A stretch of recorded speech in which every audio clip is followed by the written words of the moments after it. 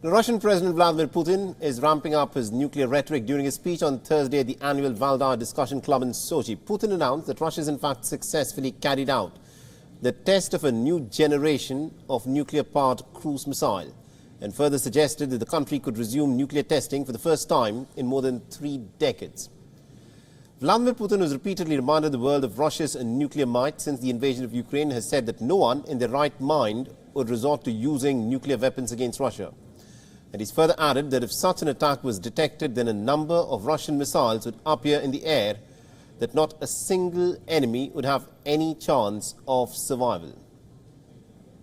Because from the moment the missile launch is detected, no matter where it comes from, any point of the world's oceans or from any territory, in a retaliatory counter-strike, so many hundreds of our missiles will appear in the air that not a single enemy will have a chance of survival in several directions at once. Now, during his speech, Vladimir Putin also suggested that the plane crash that killed Wagner mercenary chief Yevgeny Prigozhin in the month of August was actually caused by hand grenades detonated inside of the aircraft and not by an external missile attack.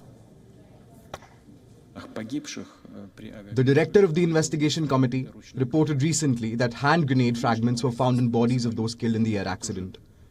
There was no external impact on the plane. That's the stated fact. The Russian president further went on to call Canada's former parliament speaker an idiot after the legislature had celebrated a Ukrainian World War II veteran who had fought for the Nazis.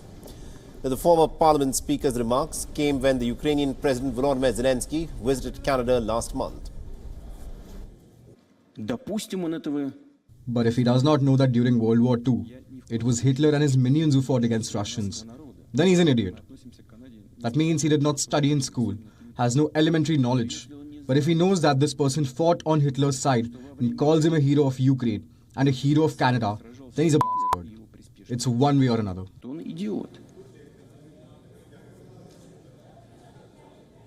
Now, referring to the aid that Ukraine has been receiving from its allies in the war against Russia, the president bashed Ukraine and said that it would last merely a week if the foreign aid were to stop. If one just stops it, it will all die in a week. The same applies to the defense system. Just imagine the aid stops tomorrow. It will live only for a week when they run out of ammo.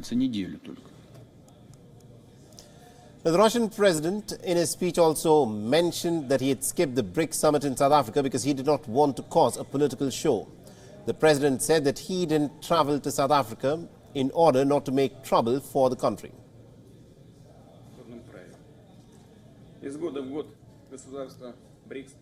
WION is now available in your country. Download the app now and get all the news on the move.